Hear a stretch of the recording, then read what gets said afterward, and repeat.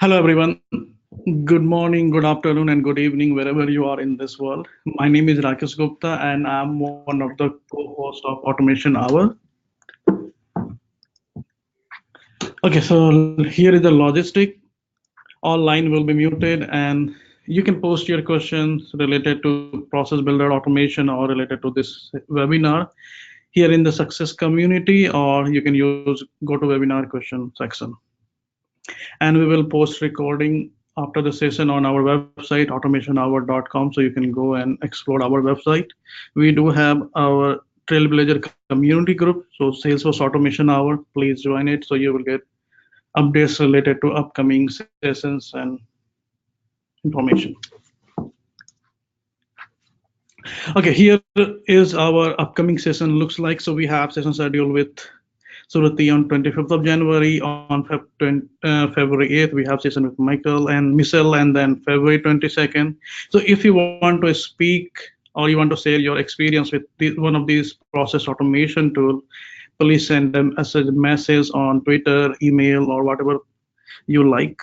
You can either send a message to me, Jennifer, or David, and we can get in touch with you.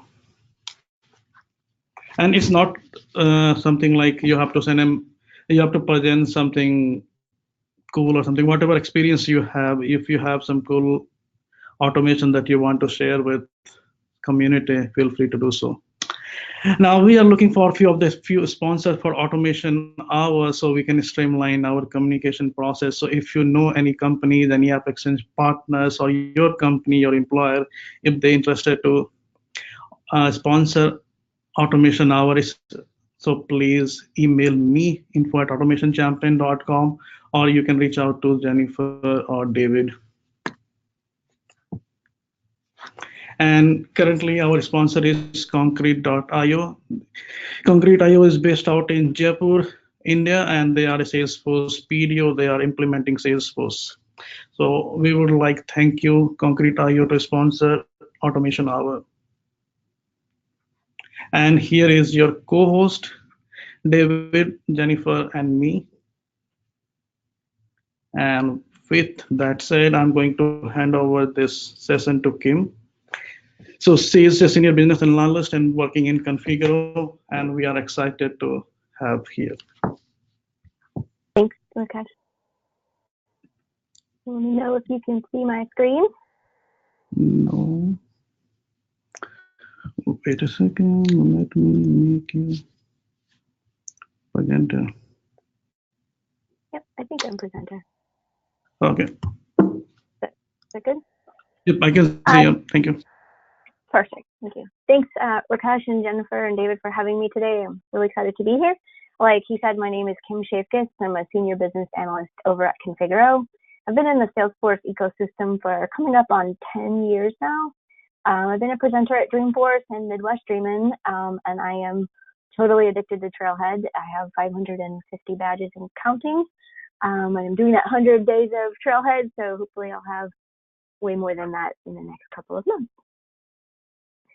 Today I'm going to talk to you about flow. I'm going to set that up with a little bit of a story. So I have 3 children, and they are of elementary school age, and they all have homework every single day. So if any of you have children, you know my pain of getting this homework accomplished at the end of the day.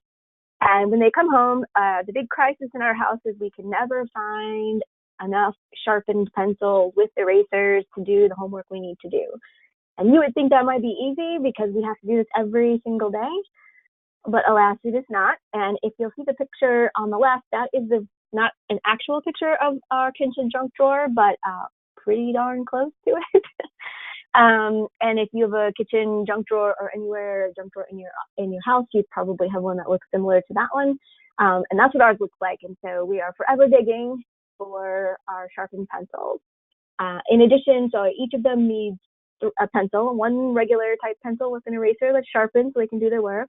And my daughter is a little bit younger and she still has spelling homework. And so generally she will also need colored pencils, like a red pencil and or a blue pencil or some combination of that in order to write her spelling words and all the consonants in red and all the vowels in blue, etc. So we have to find a whole bunch of pencils that are going to work in order to do our homework.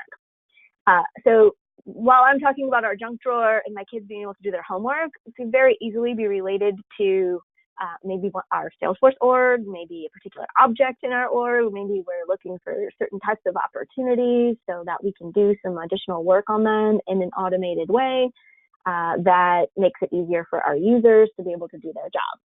So think of my junk drawer as your org or an object in your org or something. And as time goes on and the orgs get big and there's lots of stuff in there and lots of people doing lots of things, sometimes we get a little bit messy. So it would be nice if there were some kind of an easy button that I could install on the kitchen counter or something like that, or you could just push the button and out pop 3 regular pencils with erasers that are sharpened, a sharpened blue pencil, and a sharpened red pencil. That would be ideal. Unfortunately, in my kitchen junk drawer, it doesn't really work, but it could work in Salesforce in my org with Flow. So we're going to talk through how to build a flow that could kind of get my pencils for me if my pencils lived in my Salesforce org, and some ways to go about that. So the first thing is I have to go and I have to get these pencils. I have to figure out if I have them and where they are.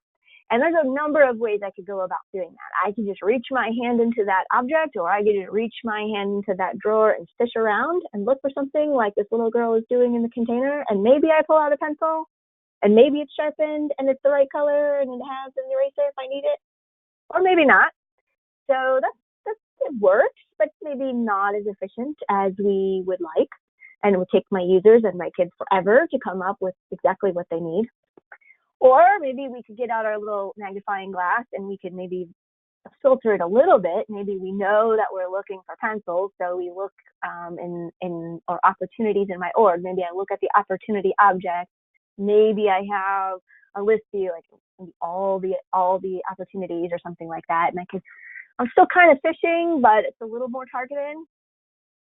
Or I could even do a list view like the guy with the binoculars looking at his computer could do. I could do a list view that's really targeted. I could say, give me all of the pencils and give me all the pencils that are sharpened and if they have an eraser, but 2 of my pencils don't need an eraser. So I could do a lot of if and then and or logic and an or logic if I wanted, and I could get pretty close, but I need a specific number of them, and I can't really do that with my list views. So while these all work, and they're totally feasible, sometimes they're not the most efficient. And so if we're trying to help our users be as efficient as we can, something like a flow or automation really can help our users get their job done quickly and get off and running to their next task or whatever that is. So in my case, I want to write a flow. And if you've ever opened up the Flow Cloud Designer and you've tried to build one and you're not really sure what to do, and you'll see these things called a record lookup or a fast lookup, and right away, just like I was when I first started, you're like, oh goodness, I don't know which one am I supposed to pick here. I don't know what to do. I don't know what the difference between these things are. I don't know why I would pick one or the other, etc.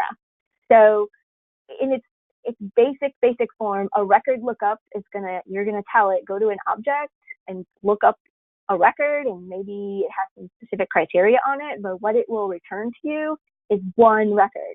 So if I tell my record lookup, go get me pencils out of my kitchen junk drawer, it will go and it will pick one and it will return one to me.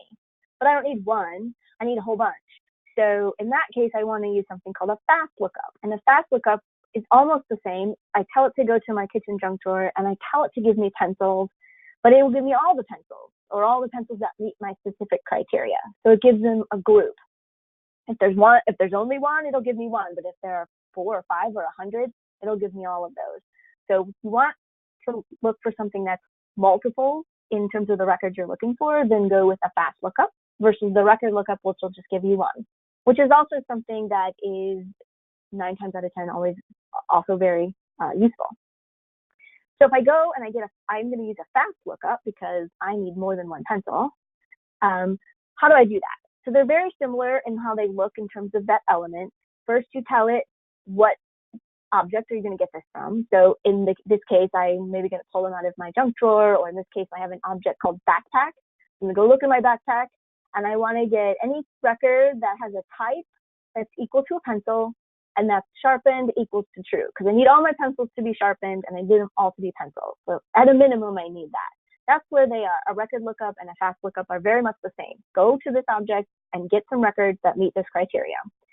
The difference is the record lookup's only going to pull one, and the fast lookup's going to pull however many there are. Where they become different is a record lookup. If I need to evaluate other things to decide if it's really the pencil I want, for example, is it a colored pencil? Does it have an eraser? What color of pencil is it? If I need to evaluate those are important things to me, then I need to pull those in with that record. And in a record lookup, I have to assign them to something called a variable. So I have to say, create a new variable, and we'll just call it a text, and say, whatever is on that one pencil you picked up, whatever is held in that color field on that record of the pencil the one you picked up, whatever's in that data on that record, put it in this variable called var color. If the colored checkbox is true or false, whatever you got from the one record you picked up, the one pencil, put it over here in this var color, because I'm going to need to use this later in my flow. That's the difference. In the fast lookup, you put all those pencils you grabbed, all of them, and you put them in something called an S-object collection variable. And that's a big mouthful of words, and I'll talk about that in a second. But from that, you say, for all the pencils you're picking up, we're going to put them in a box. And that's really all it is. Put them in a box, and with that box, retain all of these fields related to my particular pencils. So each pencil in that box, hold on to these things. Hold on to what type of record it is. Hold on to whether or not it's colored and what color it is, and whether or not it has an eraser, whether or not it's sharpened, what's the ID number of that pencil, who owns that record. Take that and hang on to it. For each pencil in there, just hang on to those things, because I might use them later. So when I did my all pencils, you saw I did something called an S-object collection variable, but you might also see something in Salesforce called an S-object variable. And again, you're asking yourself, oh my goodness, what are these things? I don't understand. What is the difference between one or the other?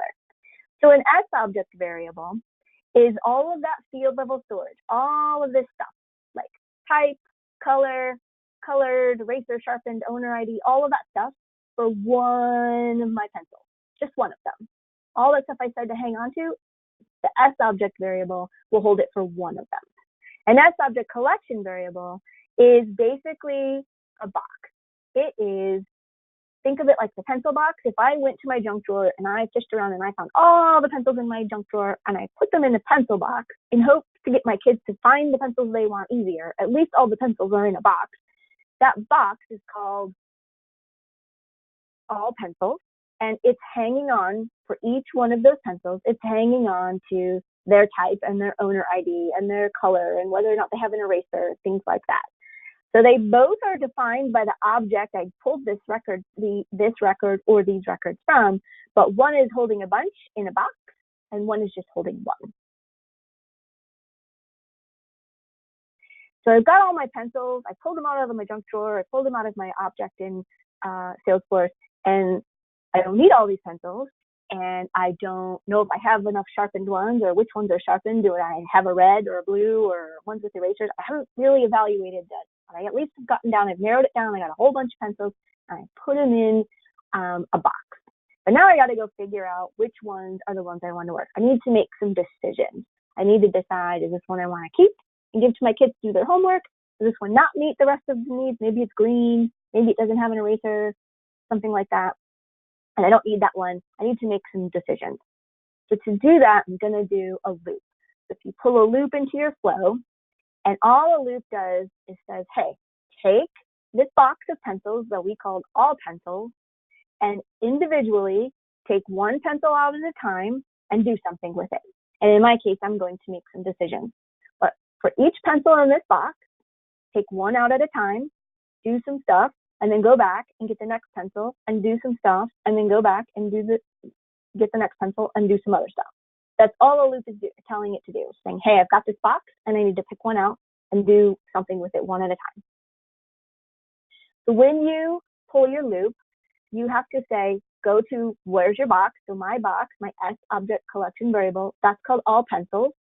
And then when I pull one pencil out at a time, I'm going to call that this pencil, and this is my S object variable. So this is my one record at a time. So go to my box, all pencils, pick out this pencil, and do some stuff. And then we'll go back to all pencils, and we'll pick out another pencil. But that second pencil I pick out, I'll rename it to be this pencil, and then I'll go back and pick the next pencil called this pencil, etc. And we'll just go through the box until we've looked at all the pencils to decide if we have what we need. Once I pick up a pencil, this pencil, I'm going to make some decisions. For example, is this a regular pencil or is this a colored pencil? I need 3 regular pencils. So is this a regular pencil? The decision, if it's a yes, I'll call it yes. If this pencil that I'm holding, that I just took out of the box, if the colored checkbox equals false, so it's not a colored pencil, and does it have an eraser? That checkbox is true, then this is a regular pencil. This is a good one. This is one I could keep. I need 3 of those, so this is a good one. I might also say, is there a blue pencil in the box? In the yes criteria might be colored equals true, and the color equals blue, or red, or whatever I'm looking for. So once I make that decision, then I tell the system what I want it to do. So I could do a lot of things with assignment variables, but a couple of examples here are, maybe I want to increment a counter because I need 3 regular pencils with erasers. And if there are 20 of them in my box, I don't need numbers 4 through 20. I just need the first 3. So maybe I create a little number variable called pencil count. And every time I find a regular pencil that meets that yes criteria, so it's not a colored pencil and it does have an eraser, I'm going to add 1 to that counter. So I'm going to start giving each record a count. Maybe I'm going to change the owner of it. Maybe I'm going to say, hey, I'm the owner of this pencil today, but I don't want to be the owner of it. I'm going to assign it to my son Mark so he can do his homework. Maybe I'll assign one of the variables on that pencil to a new value. That's something that we do quite often in assignments. And the other big one is, maybe I'll take, if this pencil's a keeper, if this is one I really want, it lives within the 3, I'm going to assign it to somebody else, it is sharpened, it is has an eraser, it's not colored, it's a good one. I'm going to take this pencil and I'm going to add this pencil to another box. I'm going to say, let's create another box called my keep pencils, new S object collection variable. And let's put the ones I want to keep, ones that meet my criteria, let's put them in that keep box. And we'll hold onto that box and maybe do something with it later. So that's what you can do with assignment variables once you've made a decision after you're kind of looping through and looking at each pencil individually. So now I have evaluated all the records in my little pencil box and I'm deciding, well, what do I want to do? Because right now, everything I've done, all those variables I worked with, whether or not I decided I wanted to keep that pencil or not, all of that has been done within the confines of my flow. So my backpack object and my kitchen junk drawer has no clue that I've done all this work. It doesn't know that I found all the pencils I needed. It doesn't know what I want to do with them. So I have to go and tell the flow, tell the system, go update all those records that I just worked with and update those records so that the new owner has them, or a different variable's been updated, or field within that record or something like that. I have to tell the flow to go do that. And there's a couple of different ways I could do that. The first one is, you'll see in your flow, you'll have record update, record create, record delete. And I could do that. I could have said, hey, I found a pencil and it's number 1 and it's sharpened and I want to assign it to Mark and go update that record. I totally could do that. But what happens is, if I'm running 5 records, that would be great. But what if I was the principal of the school and I needed to pass out pencils to all 500 students at my school? I'm going to run into something called governor limits. And if you've been in Salesforce for a long enough time, you'll hear this thing called governor limits, which everyone feels really scared about, but really are just safekeeping guards against protection for myself and all of us, actually. So I don't want to do that because it's going to use up a lot of resources. It's not very efficient. It's not something you'll hear developers say is bulkified. It's doing it one at a time. I'm going and saying, oh, I found this pencil, go update that record, Salesforce. Oh, look, I found another pencil. Okay, go update that record. That's not efficient. It's going to waste a lot of resources in the system. So while I could do that, it's not really kind of best practice. But I put all the good pencils that I wanted, I put them in my little keeper box. So I could do a fast update or create or delete. In my case, I want to do a fast update. And I could do, once I've looked at all my pencils and I put only the ones I wanted into my keeper box, then I could get out of my loop. I'd say, okay, we've looked at all the pencils. We're done with that. I have another box here called keeper pencils. Go take Salesforce, take every record in that keeper box and go update them all together. So it's done once. It goes and says, oh, look, we've got 5 records in here. You have 5 pencils. Go update their owners, and we're done. One and done, and we're done. So we're not going to hit our governor limits, or we have less risk of hitting that. Our developer friends would say it's as bulkified as we can get it. And we're not doing it inside the loop. We're doing it outside the loop. And so we're just doing it once. So that's really kind of best practices to go on. So when I wrote this flow, that's what this looks like. So, and I'm going to flip out of here and go over to my actual org and see this, because we can make it a little bit bigger. So here I have my dev org, and I did my fast lookup to find some pencils. And then I'm looping through my all pencils box. And the first thing I'm going to do is decide, is this a regular pencil? And if it is, I'm going to move down here and assign it that counter. So it's 1, and the next time it'll be 2, and the next time it'll be 3. And then I'm going to go over here and decide, I only need 3. So if this number is more than 3 or less than 3, if it's less than 3, I'm going to go down this line and put it in my keeper box. And then go back up and get the next pencil. If it's a regular pencil, and now we're at like number 4 or 5 or more, I go over here if it's 3 or 4 or 5 or more. I don't need that one, so I'm going to just drop it. I don't care. I'm not putting it in my keeper box. Just drop it and go back and come back down. Now this time it's not a regular pencil, so what do we? Well, it might be a blue one. Is it blue? If it is, great. Assign a counter. We only need 1 of those. Is it the first time I found a blue pencil? If that's true, I'm going to set the owner and go back and put it in my pencil keeper box. If that's not true, I'll just drop it and go get the next pencil and come down. Is that one blue? No. Is it red?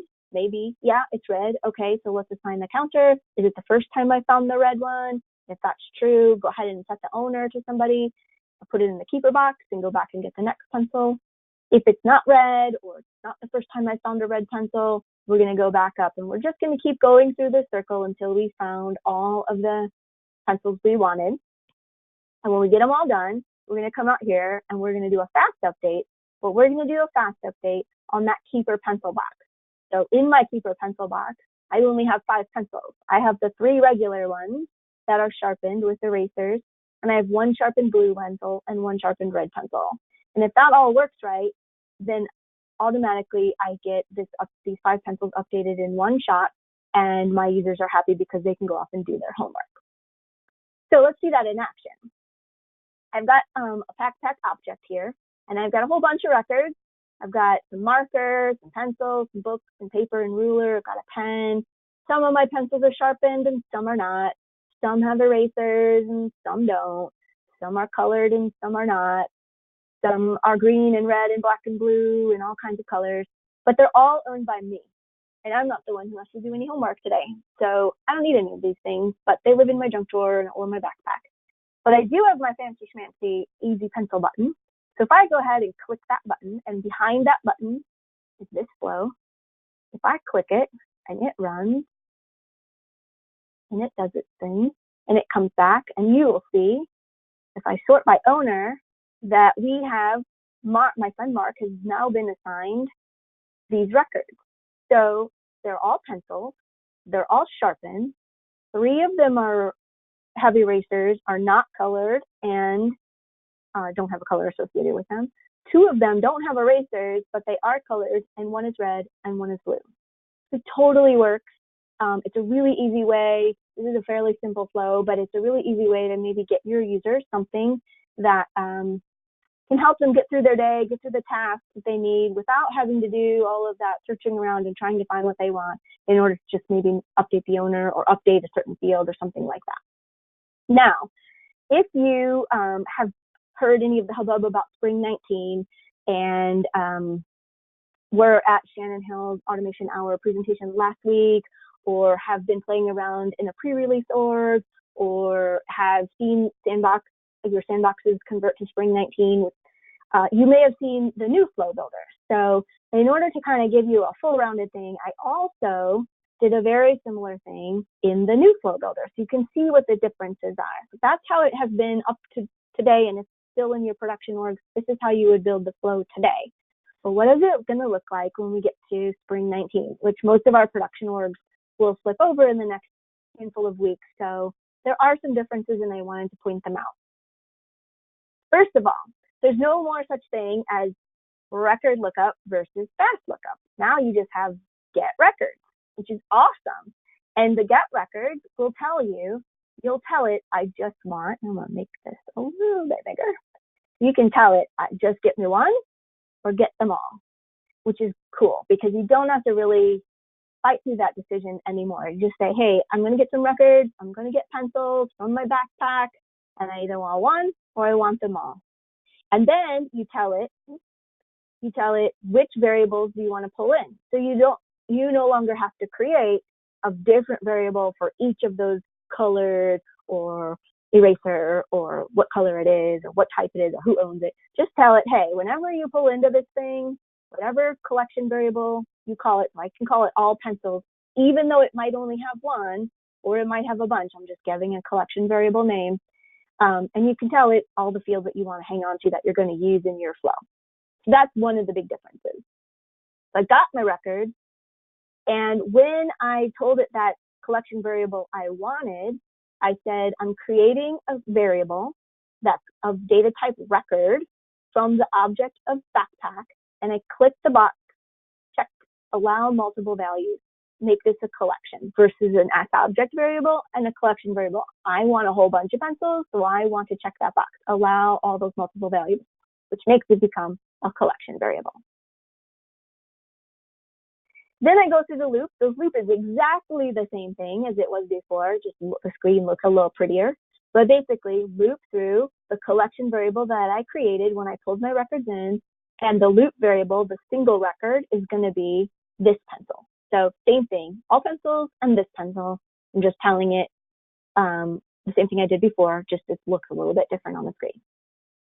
The decisions are pretty much the same, no changes there really, just that the screens are a little prettier.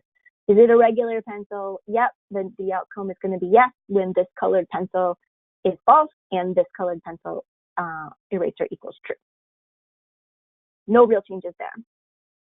Then I come down to my modify record.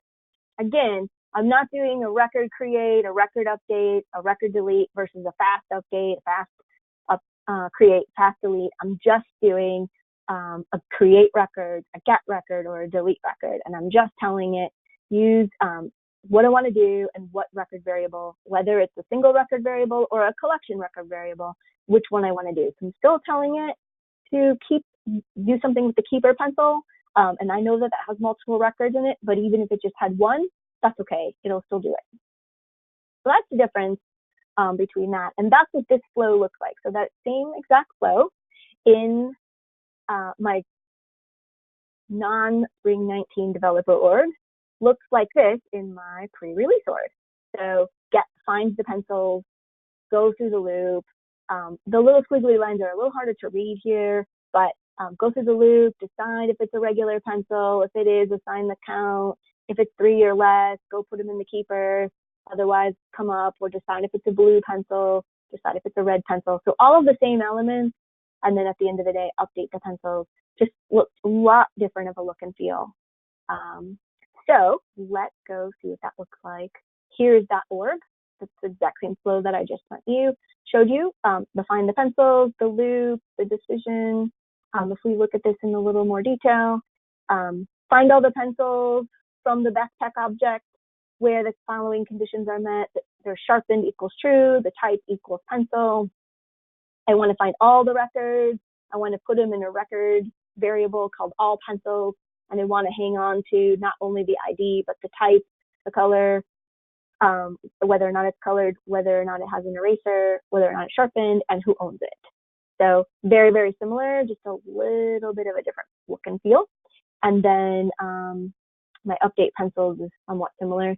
Update the pencils and use the record variable keep pencils.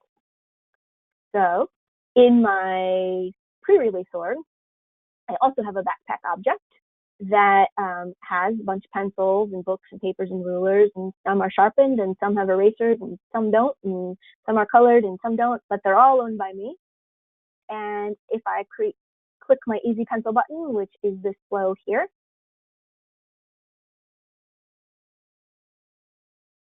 and it runs.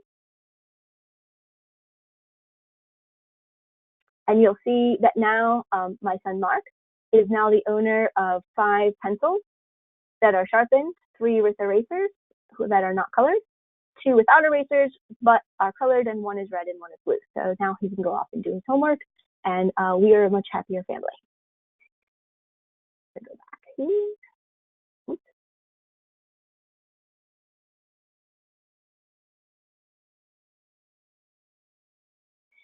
There's lots more info if you want to check out. I have a link here. I think we'll put the slides up on the community page. But there is a link to Shannon Hill's automation hour from last week. It was really, really cool. She went through a lot of the differences between both what you see in Cloud Designer today and what you'll see in Flow Builder tomorrow. There's links to all kinds of really great Trailhead modules and projects that will help you understand Flow a little bit better. And with that, if you have any questions.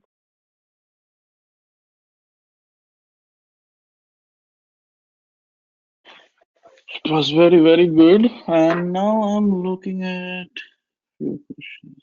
No.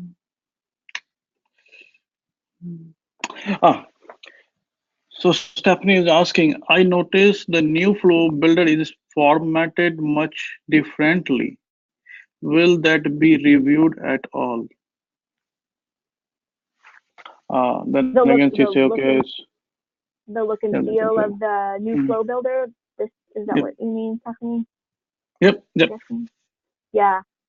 So this is built with Flash, and Flash is going away. So they rebuilt the whole interface, and this is what the first release of that looks like. I know that there are, I'm sure they have a roadmap for new functionality and things, but this is what it looks like today. A lot of the same elements, assigning things, decisions, loops, waiting, pause. Waiting is now called pause. And then here's the real difference is whether you're doing get records and updating, deleting, creating records versus the record lookup and fast lookup, etc. The record versus fast things. That's kind of the big difference between them. Awesome. Okay, May says, this is amazing, explained very well. Thank you. Oh, thank you very much. I appreciate that. And someone is asking, any recommendation for migrating old Flow to the new Flow Builder? Pitfalls so you can help us avoid it. Yeah, so my understanding is that will happen automatically. You don't have to do anything. The only thing that you do have to do is when you get your org upgraded to Spring 19, there is a setting in the process settings that is defaulted to on, and the default to on will automatically show you your flows with the new Flow Builder. But when you open them up, if you need to make any changes to them, don't do a save, do a save as a new version. So even though you've opened up what was once your old Cloud Flow Designer, open it up, it'll look like it is in here, it'll look like this, but do a save as a new version so there isn't any discrepancy between them. But that is the instructions we have at this point. Yeah, so there is no need to migrate from old Flow Designer to new Flow Designer. It's just the user interface, Salesforce is changing, the backend architecture is the same, so you don't have to do that any migration. But yes, there are certain limitations with the new Flow Designer. One of them I know, like there is no copy, cut, paste, copy, paste, and redo, undo. And then one is once you create a variable, you cannot able to change the data type. Yeah. Okay, someone says great question about migration. No, there is no more question available. Anything on the success community? So guys, you can ask any question related to process automation, Lightning Flow Designer, Lightning Flow. We are here to answer your all questions, queries, anything that you have.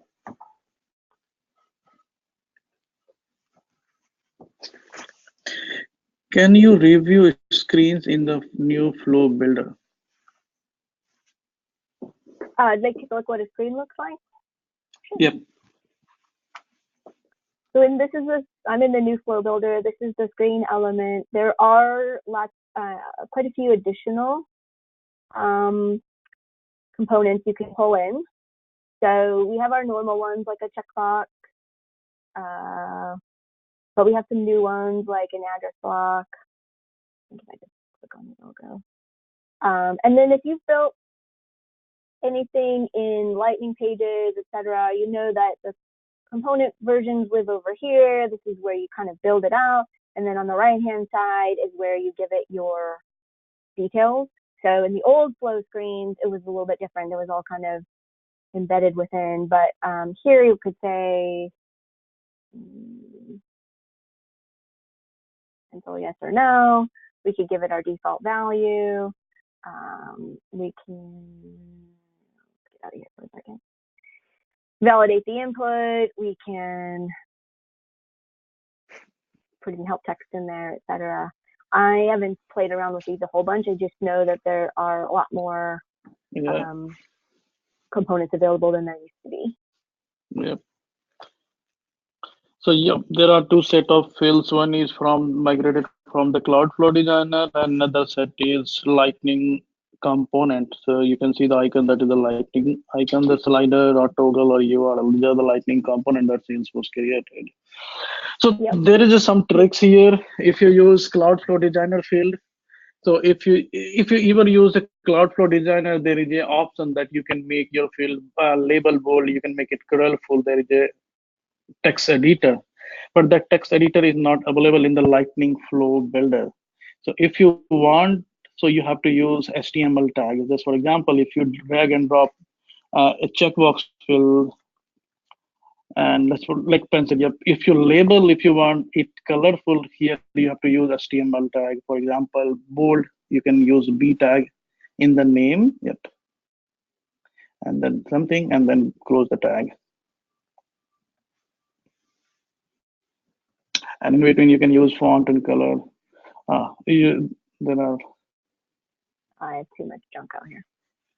Oh, yeah. Oops.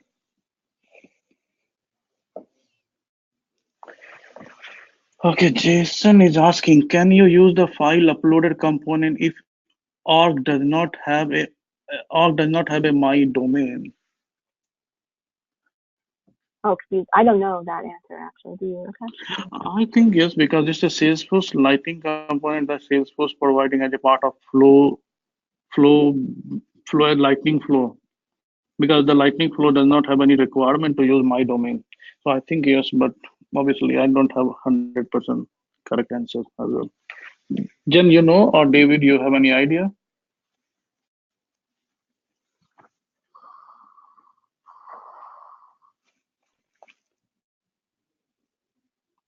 I'm not actually sure, but you should be able to see it in your org right now if you don't have my domain. You should be able to check it. It's not a Spring 19 feature. Yep. And no more questions. Nope, no more questions.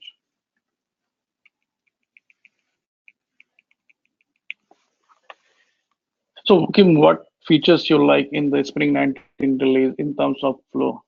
Like there are lots of enhancements Salesforce done behind the scene for flow and process builder. So, what is your favorite?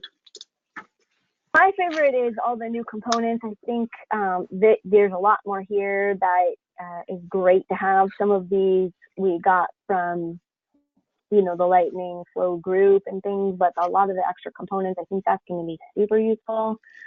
This get versus update and create, all that I think is really going to be helpful to understand and build flows easier once people kind of get the feel for it. I think that's one of my new favorite features from a flow perspective. From a non-flow perspective, this little pin button is like my favorite thing since sliced bread. Pinning of a list view, like the greatest thing ever. Okay, so Melissa is asking, have you looked at the debug details in the new builder? the debug details in the new builder? No, it's the same. Not really. I don't know if there's any differences to it. Yeah, it looks pretty much the same. It's the same. Yeah.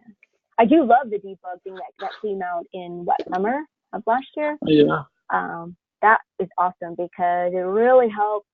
I've used this a ton because you can just give it a variable. If I were looking up a specific record or looking for something specific, I could just put those things in rather than what you used to have to do in a test mode is create like a little assignment variable and then assign it something. And then I would forget to take that off and I have to go back and save as and get rid of it and get a new version. It just drives me crazy. So I think the debug version is a lot better. Yeah, I agree. It saves tons of time when you do the testing. Yeah.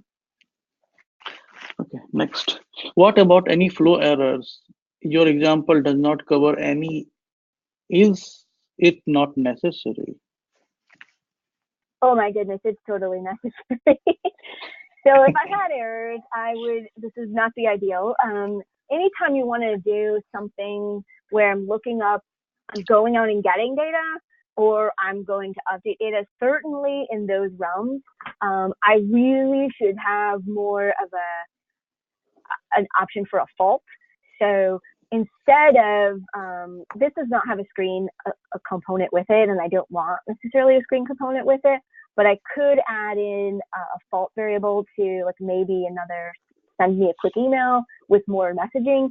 If I don't have any of that in here and this flow fails at some point, either there are no records to be found and I don't have it set to null, or trying to update them and I forgot to pull in the ID or something goofy.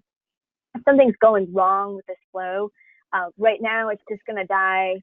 My user might get a goofy message when they click this button. They might get a bunch of red on the screen, which won't make any sense to them because it'll say failed to trigger and some goofy number of whatever this thing is, and nobody knows what that means.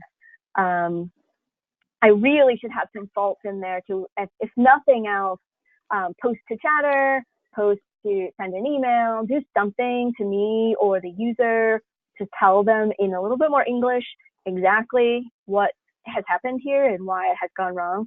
Otherwise, your admins or whoever is your default error message getter is going to get a whole bunch of goofy emails that they're going to have to dig deeper into. And while the error email messages from Salesforce Flow are getting better, they're still sometimes difficult to debug.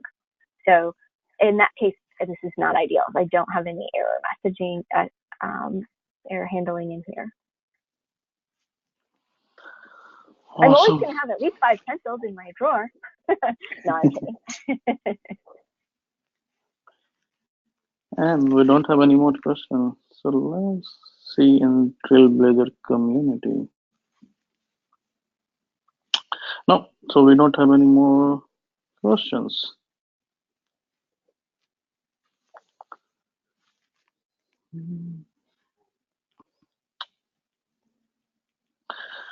Okay, so if no one has any questions, I would like to take this opportunity to present. Thank you so much for sharing your knowledge with community and present for Automation Hour. Thank you so much. And thank you for having me. It's fun. No, it's our pleasure. Thank you so much. I always appreciate people to present share your knowledge, even though it's very small. Obviously, there are attendees, there are audience for every kind of knowledge. So thank you, and thank you so much for sharing your knowledge with the community. With being that said, I'm going to end this webinar. And if you have any question, go ahead and post it on the Salesforce Trailblazer community, Automation Hour group, post it on the Twitter, and we will try to get back to you as soon as possible. Thank you, everyone. Have a great weekend and see you soon. Thank you. Bye. Thank you. Thank you.